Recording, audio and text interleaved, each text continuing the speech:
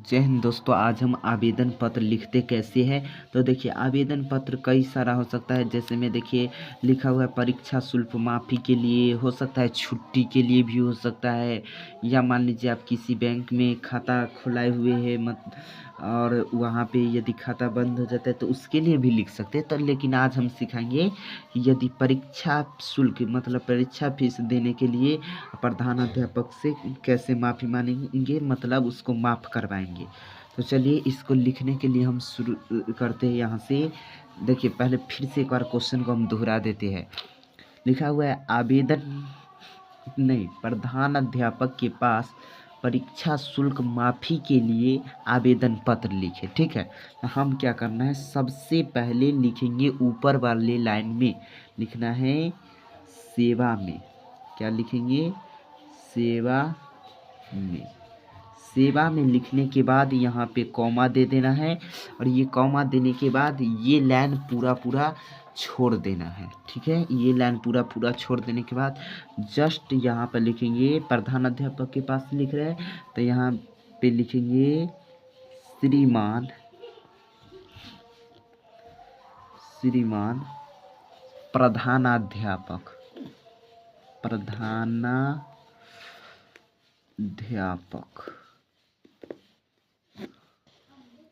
क्या लिखेंगे? प्रधानाध्यापक। ठीक है, लिख दिए यहाँ पर श्रीमान प्रधानाध्यापक महोदय। यहाँ तक लिखने के बाद आप चाहे तो पूर्ण विराम दे सकते हैं, यदि न चाहे तो कोई दिक्कत नहीं। उसके बाद क्या करना है, जस्ट इसके नीचे कोष्ठ में विद्यालय का नाम लिख दीजिए। जैसे में मान लेते हैं उच्च माध्यमिक विद्यालय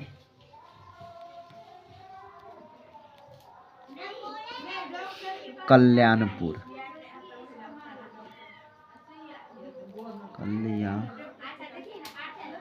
ये मान लेते हैं कि विद्यालय का नाम क्या लिखा हुआ है, उत्क्रमित मध्य विद्यालय कल्याणपुर।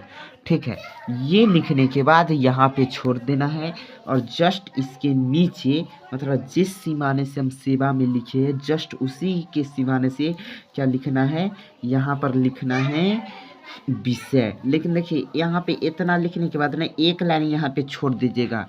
ठीक है, आपके यदि कॉपी में जगह है, तो हमारे पास जगह कम है जिसके कारण हम क्या करते हैं, हम लाइन धरने, नहीं तो कहिए तो हम भी छोड़ ही देते हैं। यहाँ पर देखिए इसी सीमाने से लिखना है विषय। विषय में क्या लिखेंगे, तो यहाँ पर देखिए आपको लिखा रहेगा किस लिए पत्र लिखना है, तो उसमें से देख कर लिखें कि विषय क्या है। तो विषय में लिखेंगे परीक्षा शुल्क माफ़ी के लिए। तो यहाँ पर क्या लिखेंगे, परीक्षा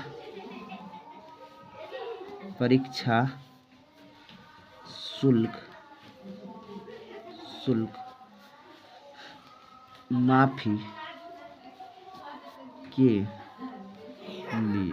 यहाँ पर क्या लिख दिए, परीक्षा शुल्क माफ़ी के लिए। ये देखिए विषय का मतलब ये होता है कि ये पूरा यदि आवेदन पत्र हम न भी पढ़े तो हमें समझ में ये विषय पढ़ने से आ जाएगा कि ये किस विषय पर लिखा हुआ है, किस चीज़ के लिए लिखा हुआ है, ये हमको समझ आ जाएगा। समझा गया ना? तो इसीलिए विषय लिखा जाता है। यदि मान लीजिए कि प्रधानाध्यापक के पास समय कम है तो जिसके कारण वो पूरा नहीं पढ़ सकेंगे, इसीलिए विषय लिखना। एक चीज़ और यहाँ पे लिखना होता है, आप यदि चाहे तो लिख सकते, न चाहे तो नहीं लिख सकते। यहाँ पे लिखना होता है द्वारा के मतलब क्या, आप ये पत्र दे रहे हैं किसके द्वारा, प्रधान अध्यापक के पास भेज रहे हैं। यदि आप डायरेक्ट जा रहे हैं तो यहाँ पर द्वारा नहीं लिखा जाता है, लेकिन आप यदि क्लास शिक्षक को देते हैं, वर्ग शिक्षक को जो क्लास में पढ़ाते हैं, तो यहाँ पर लिख दीजिएगा वर्ग शिक्षक।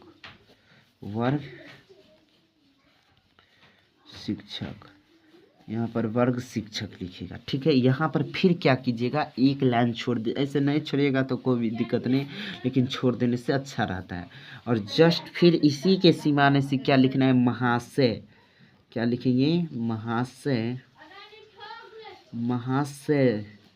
और महाशय लिखने के बाद जस्ट फिर यहाँ पे कॉमा देना है। क्या करना है, महाशय लिखने के बाद फिर यहाँ पे कॉमा देना है। कॉमा के बाद लिखना है महाशय फिर ये लाइन छोड़ने के बाद इस लाइन में भी यहीं से शुरू करना। लिखेंगे महाशय सविनय निवेदन सविनय निवेदन करता हूँ कि महाशय सविनय निवेदन करता हूँ कि मतलब महाशय आपसे विनती करता हूँ, हाथ जोड़ता हूँ कि मैं अपना नाम लिख दीजिए। जैसे मैं अपना नाम लिख देता हूँ या किसी का नाम लिख देता हूँ, जैसे मैं मान लेते हैं राकेश कुमार, तो मैं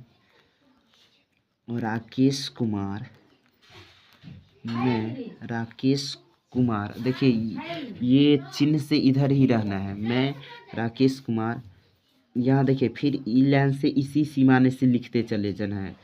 मैं राकेश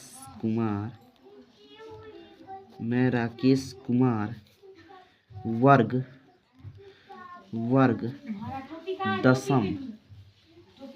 अपना बारे में थोड़ा सा जानकारी दीजिए कि आपका नाम क्या है, रोल नंबर क्या है, तो बतलाएंगे। मैं सबने निवेदन करता हूँ कि मैं राकेश कुमार वर्ग दशम का छात्र हूँ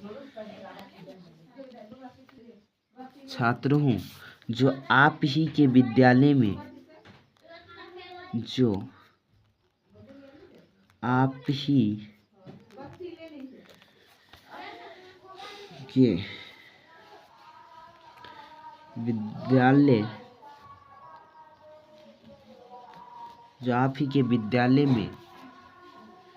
सबने निवेदन करता हूँ कि मैं राकेश कुमार वर्ग दशम का छात्र हूँ जो आप ही के विद्यालय में। ऐसे थोड़ा सा गड़बड़ हो गया कि पहले लिख देते कि मैं आपके विद्यालय में वर्ग इतना का छात्र हूँ, ठीक है। यदि लड़का है तो आप छात्र लिखिए, यदि लड़की है तो छात्रा लिखना, ठीक है। लिखेंगे आप ही के विद्यालय में मैं वर्ग दशम का छात्र हूँ जो आप ही के विद्यालय में पढ़ता हूँ।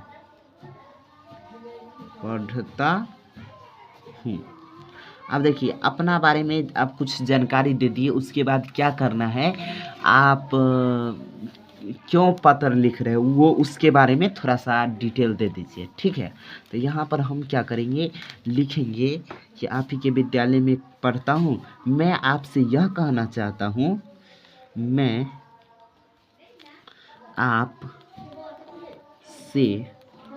आपसे यह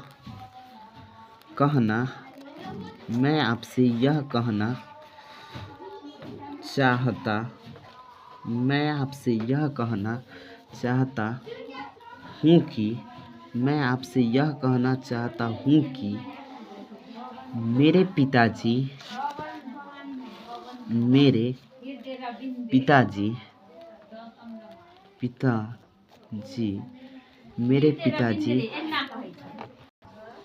पिताजी एक किसान हैं।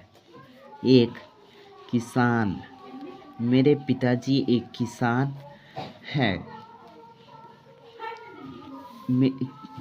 मैं आपसे यह कहना चाहता हूँ कि मेरे पिताजी एक किसान हैं जिनकी आर्थिक स्थिति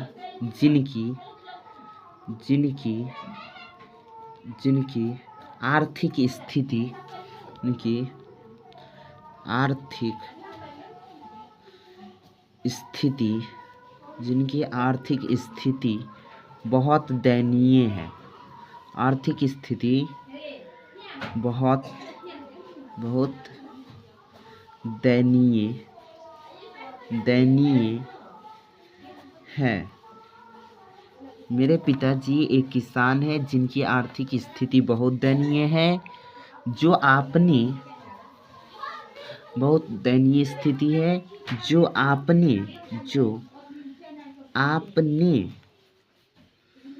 परीक्षा शुल्क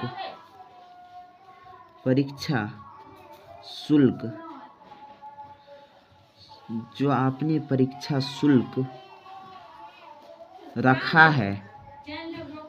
आपने जो परीक्षा शुल्क रखा है उसको देने में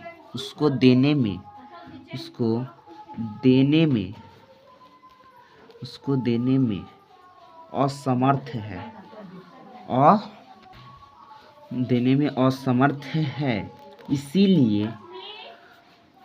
इसीलिए इसीलिए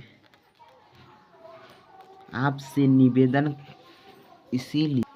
इसीलिए कृपया करके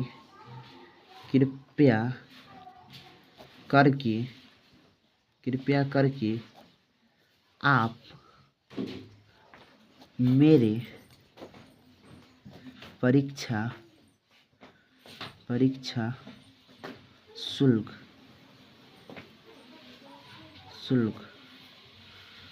माफ कर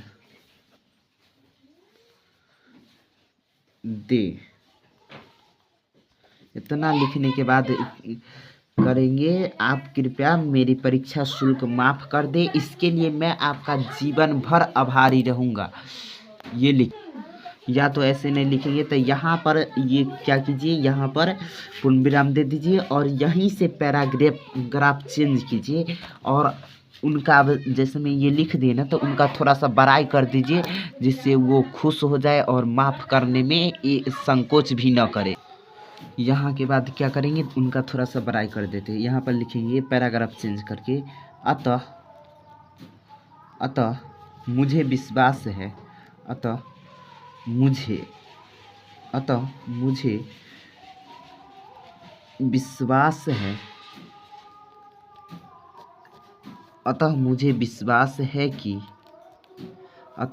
विश्वास है कि मेरे द्वारा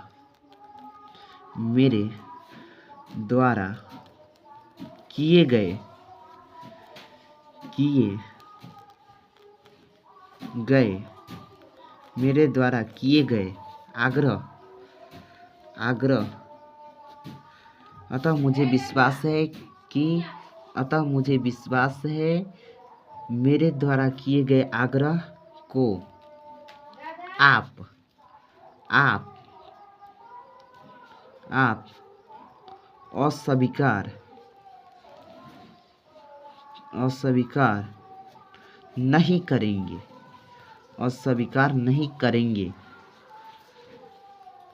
अस्वीकार नहीं करेंगे। इसके लिए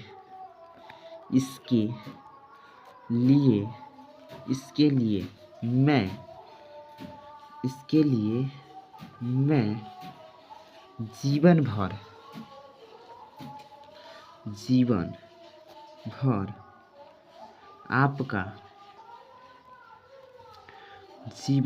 आपका आभारी रहूँगा।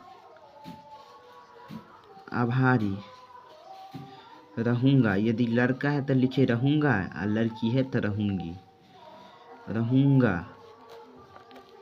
ठीक है, इतना लिखने के बाद यहाँ पर नीचे में क्या करना है, लिखना है आपका विश्वासी छात्र या छात्रा, या आपका क्या लिखेंगे, आपका विश्वासी लिखिए या आपका आज्ञाकारी लिखेंगे। आपका विश्वासी या आज्ञाकारी देखिए, आपका विश्वासी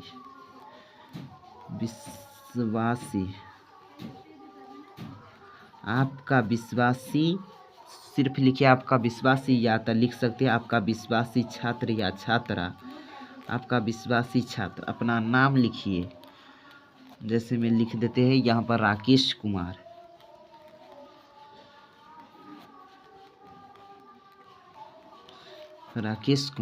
उसके बाद यहाँ पर अपना हो सके तो जैसे में रोल नंबर लिख दीजिए,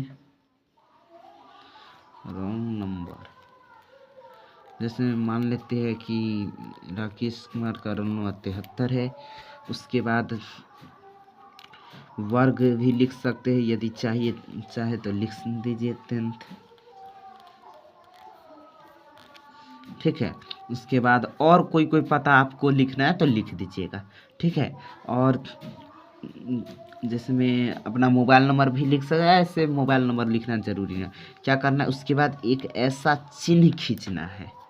ठीक है, एक ऐसा चिन्ह खींचने के बाद यहाँ से देखिए और यहाँ तकला अनुमान कीजिए कि कितना है, और उसके जस्ट बीच लाइए, यहाँ बीच होगा और यहाँ पे क्या कीजिए, दिनांक दे दीजिए।